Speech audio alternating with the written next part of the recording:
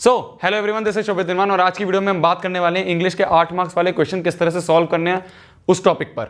ठीक है, तो 8 मार्क्स तुम्हें दिखने में बहुत बड़े हैं। ठीक है, 8 मार्क्स तुम्हारे जो पेपर है, जो तुम्हारे जो मार्क्स आएंगे उसमें बहुत बड़ा डिफरेंस ला सकते हैं अगर ये 8 मार्क्स का क्वेश्चन नहीं करा, पर इसको करना बहुत ज़्यादा आसान है। ठीक है, कुछ ज़्यादा डिफिकल्ट नहीं है। हाँ, इससे पहली बात ये कि पिछली वीडियो में मैंने बोला था कि आज पूरी रात पढ़ेंगे, मैं भी पूरी रात वीडियो बनाऊंगा। तो चलो एक बार चेक करते हैं कि कौन पूरी रात पढ़ेगा, कौन पूरी रात अच्छी तरह काम करेगा। तो ऐसा करना, जो जो इंस्टा पे हैं वो पढ़ते हुए की अपनी एक स्टोरी डालना उस पर इंस्टा पे और उस पर मेरे को टैग करना, देखता हूँ कितने बच्चे पढ़ेंगे। ठीक है, चलो अब शुरू करते हैं। तो तुम्हारा 8 मार्क्स का क्वेश्चन है। ठीक है, इससे पहले जितनी भी मैंने वीडियो बनाई है उनमें एक बात लिखी थी कि तुम्हारे पास 80 मार्क्स का पेपर है, उसके लिए तुम्हारे पास 160 मिनट है। अभी 160 कैसे भैया, आपको तो कैलकुलेशन नहीं आती, ये बात मैंने पहले ही बता रखी है। होते 180 मिनट है, पर मैं पहले ही 20 मिनट घटा रहा हूँ, जिससे कि वो 20 मिनट जो हैं वो तुम्हारे रीचेकिंग के लिए अपने आप एक ऑटोमेटिकली 20 मिनट बच गए। समझ में आ रही है बात? मैंने 20 मिनट पहले ही हटा दिए, तो मैंने 160 मिनट ही माने। अब आपके पास 160 मिनट है 80 मार्क्स के लिए, मतलब 1 मार्क के लिए आपके पास कितने मिनट है? 2 मिनट है। मतलब कि 8 मार्क्स के लिए तुम्हारे पास कितने मिनट है? 16 मिनट है। अब इस 16 मिनट को किस तरह से यूटिलाइज करना है, यही हम वीडियो में बात करने वाले हैं। ठीक है, किस तरह से लिखना है क्वेश्चन वो तो तुम्हें एग्जांपल में समझ में आएगा। हम बात करने वाले हैं कि किस तरह से 16 मिनट को यूटिलाइज करना है, किस तरह से तुम्हें जो क्वेश्चन है उसमें ऐसी ऐसी बातें याद रखनी है कि जिससे तुम्हारे नंबर ना कटें। ठीक है, छोटी छोटी बातें होती हैं, वो हम डिस्कस करते हैं यहाँ पे। सबसे पहली बात भाई, तुम्हारा क्वेश्चन आएगा, ठीक है, देखते ही लिखना नहीं शुरू कर देना। मतलब ये चैप्टर आता है मेरे को, चलो अब इस चैप्टर की समरी लिखना शुरू कर देते हैं। कुछ भी, मतलब कुछ भी लिखना शुरू कर रहे हैं, कभी अभी ये दिमाग में आ रहा है तो ये लिख दिया, फिर दिमाग में आ रहा है तो ये लिख दिया। तो इससे क्या होगा, जो तुम्हारा पेपर प्रेजेंटेशन है ना बहुत बेकार हो जाएगी। समझ में आ रही है बात? कि तुमने पहले कुछ लिखा, अब दिमाग में कुछ आया तो अब वो लिख दिया, फिर कुछ दिमाग में कुछ आया लिख दिया, वर्ड कंप्लीट हो गए, चलो मेरा क्वेश्चन खत्म। ऐसे नहीं करना।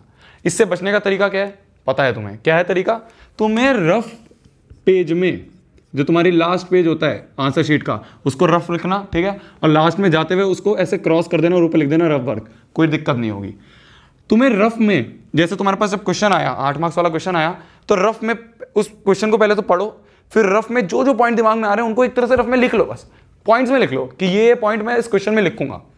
ठीक है, जब वो पॉइंट लिख लिया, अब उनको एक ऑर्डर में लिखो, एक ऑर्डर में सजाओ कि अब इसको, ये पॉइंट है ना, अब इनको मेरे को इस ऑर्डर में लिखना है और फिर उसको इलेबोरेट करना है। जैसे मैं वीडियो बनाता हूँ, जब मैं वीडियो बना रहा हूँ तो मेरे को क्या क्या चीज़ें बोलनी है उसको पहले मैं रफ में लिख लेता हूँ। फिर उसके बाद मैं ये देखता हूँ कि यार मेरे को प्रेजेंट करना है ना, तो इस तरह से प्रेजेंट करूँ कि जो बंदा देख रहा है वो इंटरेस्ट लेके देखे। तो तुम्हें भी क्या करना है, तुम्हें आंसर जब लिखना है तो इस तरह से लिखना है कि जब वो पढ़े वो इंटरेस्ट लेके पढ़े, चाहे तुम्हारे जो आंसर है उसमें कैसे भी इंग्लिश हो। ठीक है, पर वो प्रेजेंट इतनी अच्छी तरह होना चाहिए कि नंबर पूरे ही मिले। समझ में आ रही है बात? कि तुम्हें रफ में पॉइंट्स लिखने हैं, फिर उसको एक ऑर्डर में अरेंज करना है, फिर उन पॉइंट्स को इलेबोरेट करना है। तो एक ऑर्डर में होगा ना तो बहुत सुंदर लिखेगा, तो एग्जामिनर जो तुम्हारा चेक कर रहा होगा वो अपने आप नंबर देगा पूरे। दूसरी बात, तुम्हें वर्ड लिमिट का ध्यान रखना है। क्या? वर्ड लिमिट का ध्यान रखना है। वर्ड लिमिट का ध्यान क्यों रखना है मैंने पहले भी बताया है भाई, स्ट्रिक्ट टू वर्ड लिमिट। जितनी वर्ड लिमिट दिया उतने में ही आंसर लिखने की कोशिश करना।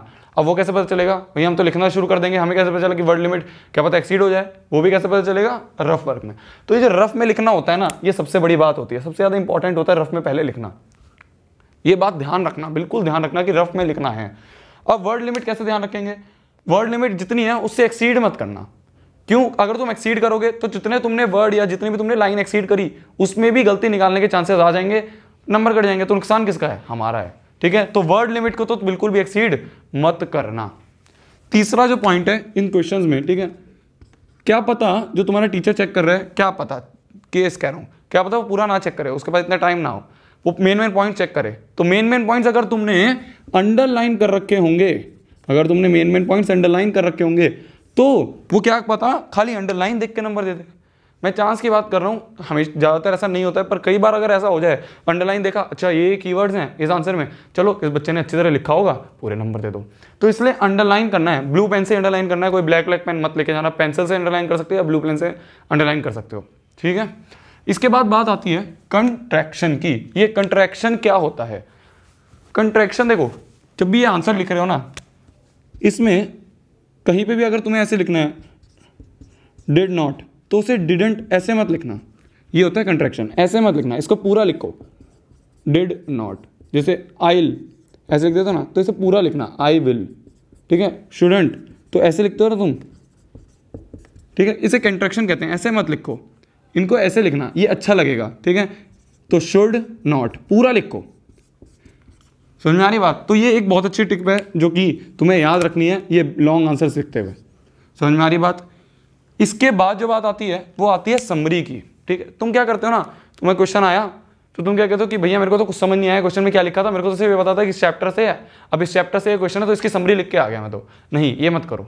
तुम्हें पता है शुरुआत में जितने भी तुम अभी एग्जाम्पल देखोगे ना आगे जो प्रीवियस ईयर के मैं क्वेश्चन दूंगा, उसमें शुरू में थोड़ा सा वो पहले चैप्टर को एक्सप्लेन कर रहे हो, ठीक है, कि ये चैप्टर बहुत अच्छा है, ये फिक्शन है, ये साइंस टेक्नोलॉजी से, ये थोड़ा रोमांटिक है, कुछ भी है, ठीक है। तो उसको पहले थोड़ा सा एक्सप्लेन करा, फिर तुम बीच में समरी थोड़ी बहुत घुसेड़ सकते हो, पर ये नहीं कि तुम हर चीज़ में समरी घुसेड़ रहे हो, ठीक है। तो बात ये आती है कि तुम्हें समरी नहीं लिखनी। मैं ये नहीं कह रहा, देखो तुम्हें एग्जाम्पल, तुम्हें जब कोई चैप्टर के को एक्सप्लेन करना होगा तो थोड़ी बहुत समरी बीच में घुसेड़नी होगी, पर ये नहीं कि पूरी ही समरी घुसेड़ दो। तो तुम्हें पूरी समरी नहीं घुसेड़नी, तुम्हें बीच में कहीं समरी घुसेड़ दो, पर शुरू में और एंड में तो ये होता है कि एक बहुत अच्छा था, ठीक है, जो तुम्हारा राइटर था उसने ये मैसेज कन्वे करा जो कि बहुत अच्छा था, इस तरह से लिखना होता है। शुरू में लिखना होता है कि राइटर ये है, पोएम का नाम ये, या फिर कोई भी जो चैप्टर है इसका नाम ये है, इस तरह से लिखना होता है।